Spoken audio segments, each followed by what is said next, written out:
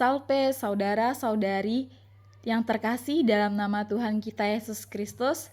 Pada video ini, saya akan membahas mengenai ajaran Arianisme dan Nestorianisme. Penjelasan mengenai Arianisme. Arianisme adalah suatu ajaran teologis dalam kekristenan yang berasal dari Arius, seorang imam dari Alexandria, pada awal abad keempat. Ajaran ini menyatakan bahwa Yesus Kristus tidak sepenuhnya setara dengan Allah Bapa dalam hal keilahian. Menurut Arius, Yesus diciptakan oleh Allah Bapa sehingga memiliki awal dan tidak kekal seperti Bapa. Pada tahun 18, ia mulai mengajar tentang keilahian Tuhan Yesus. Menurut Arius, jika Tuhan Yesus bersifat ilahi yang sama dengan Allah, ia akan merugikan kemuliaan dan kewibawaan Allah. Selain itu, ia berpendirian bahwa Yesus adalah ciptaan Allah yang sulung dan tinggi derajatnya. Kemudian, melalui Dia, Allah menciptakan segala sesuatu. Yesus bukan dari kekal adanya, melainkan dibentuk dari yang tidak ada menjadi ada. Doktrin Arius tersebut dipengaruhi oleh ajaran-ajaran kudus Lukianus dari Antiokhia, yang dikenal dengan pengajar iman dan martir. Arius sendiri membeberkan pengaruh itu dalam suratnya kepada Uskup Alexander dari Konstantinopel dan Alexander dari Alexandria.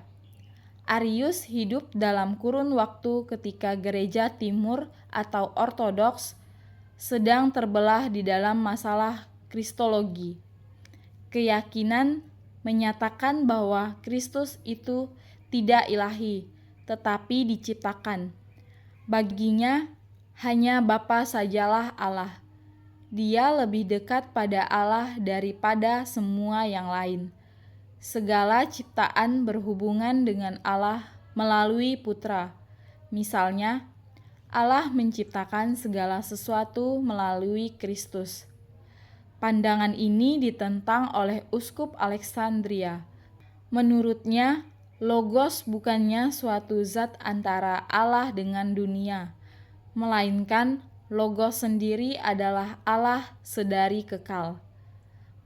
Perbedaan pendapat ini menimbulkan kegelisahan dan merembet dengan segera ke seluruh gereja di bagian timur. Melihat situasi yang demikian, Raja Konstantin mencari jalan keluar untuk menyelesaikan masalah ini.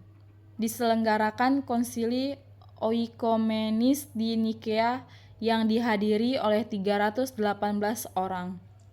Akhir dari konsili tersebut, ajaran Arius dinyatakan sesat, yang kemudian diproklamirkan sebagai pengakuan yang sangat populer dalam sejarah gereja, yaitu pengakuan iman Nikea. Tokoh pelopornya adalah Arius sendiri. Nestorianisme adalah sebuah ajaran dalam kekristenan yang dikaitkan dengan Nestorius, Patriartinopel pada abad ke-5, yang berpandangan bahwa Yesus Kristus memiliki dua pribadi, yaitu pribadi ilahi sebagai Allah dan pribadi kemanusiaan sebagai manusia, yang artinya Yesus adalah 100% Allah dan 100% manusia. Anak Allah mengambil natur manusia merupakan doktrin krusial dalam sejarah gereja kekristenan. Yesus adalah benar-benar manusia dan benar-benar Allah, serta bahwa kedua natur Kristus merupakan satu kesatuan yang tanpa pencampuran, pembaruan, dan pemisahan. Dengan demikian, setiap natur tetap memiliki atributnya masing-masing. Keberadaan manusia Yesus yang sesungguhnya sangat penting. Bahkan, disitulah kekuatan kedudukannya sebagai juru selamat dunia.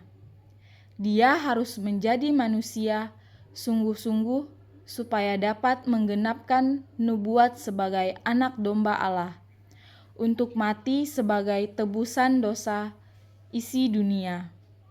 Dengan ditemukannya bukti bahwa Yesus sungguh-sungguh manusia, yaitu Yesus dilahirkan, Yesus bertumbuh dan berkembang, Yesus menyatakan dirinya dalam wujud manusia yang lengkap, dan Yesus juga memiliki kelemahan. Yesus beroleh hidup, Roh Kudus, dan dapat dipercaya kepada Allah, sehingga manusia memperoleh hidup, Roh Kudus, dan dapat percaya kepada Allah. Dalam gejolak pelayanan rasuli dan pertumbuhan gereja selama abad ke-1, kealahan Tuhan Yesus dan kedudukan kekalnya sebagai anak Allah untuk sebagian besar tidak ditentang. Namun, masa pertentangan itu datang ketika gereja akan digoncang sampai ke dasarnya oleh ajaran sesat seorang yang bernama Arius. Kemudian tokoh pelopornya yaitu Nestorius sendiri. Ajarannya yang menantang gereja yaitu bidat doketisme, yang mengatakan bahwa Yesus tidak benar-benar memiliki tubuh fisik atau natur manusia. Natur yang satu itu bukan hanya manusia dan bukan hanya ilahi, melainkan percampuran, yaitu ilahi dan manusiawi. Kemudian ada bidat monofisit, memanusiakan yang ilahi dan mengilahikan yang manusiawi. Kemudian tokoh-tokoh zaman patristik atau apologetik, yang dengan giat membela iman Kristiani dari ajaran Arianisme dan Nestorianisme, yaitu Santo Justinus Martir. Santo Justinus membela iman Kristen dari serangan kaum Helenis Yunani. Sedangkan dalam Dialogus, Justinus menjelaskan pandangan bahwa Yesus itu Mesias yang diharapkan orang Yahudi. Yang selanjutnya yaitu konsili-konsili yang diadakan oleh gereja untuk mengcounter ajaran Arianisme dan Nestorianisme. Yang pertama yaitu Konsili Nisea.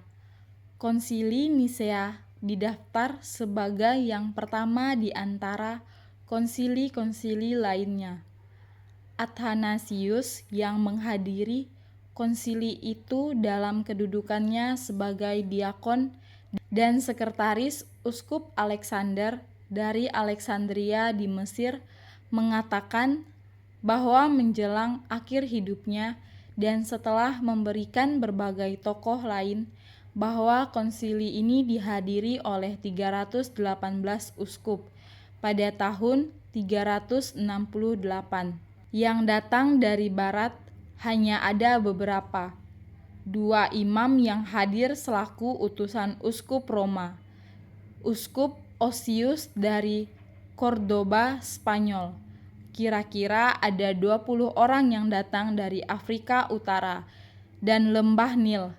Sekelompok orang yang teguh pendiriannya di bawah pimpinan Uskup Alexandria. Dan yang kedua yaitu Konsili Konstantinopel.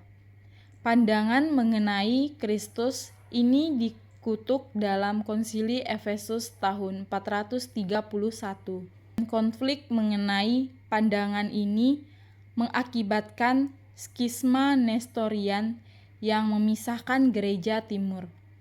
Meskipun demikian, gereja timur Asiria sesungguhnya tidak menganggap doktrin gerejanya adalah Nestorian, akan tetapi mengajarkan pandangan dari Babai Agung bahwa Kristus memiliki 2 esensi yang tidak membaur dan menunggal abadi dalam 1 parsopa. Secara rasional, menjelaskan dan memahami inkarnasi dari Logos Ilahi, pribadi kedua dari Trinitas Maha Kudus sebagai manusia Yesus Kristus. Nestorianisme mengajarkan bahwa esensi kemanusiaan dan esensi keilahian Kristus terpisah, dan oleh karena itu ada dua pribadi, dan pribadi Logos yang ilahi yang berdiam dalam manusia Yesus Kristus itu sendiri. Sebagai konsekuensinya, kaum Nestorian menolak adanya istilah-istilah seperti Allah menderita atau Allah telah disalibkan, karena kemanusiaan Yesus Kristus yang menderita itu terpisah dari keilahiannya.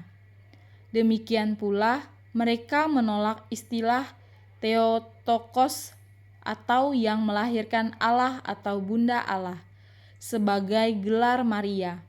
Sebaliknya, mengajukan gelar Christotokos yang melahirkan Kristus atau Bunda Kristus. Karena dalam pandangan mereka, Maria hanya melahirkan pribadi manusia Yesus, bukan pribadi ilahinya. Yang ketiga yaitu Konsili Efesus. Ajaran Nestorius yang memisahkan Yesus sebagai dua pribadi, yaitu ilahi dan manusiawi, serta menolak menyebut Maria Theotokos, Bunda Allah, menegaskan bahwa Kristus adalah satu pribadi dengan dua kodrat. Baik, sekian dari saya penjelasan mengenai ajaran Arianisme dan Nestorianisme. Semoga bermanfaat untuk kita semua. Tuhan Yesus memberkati.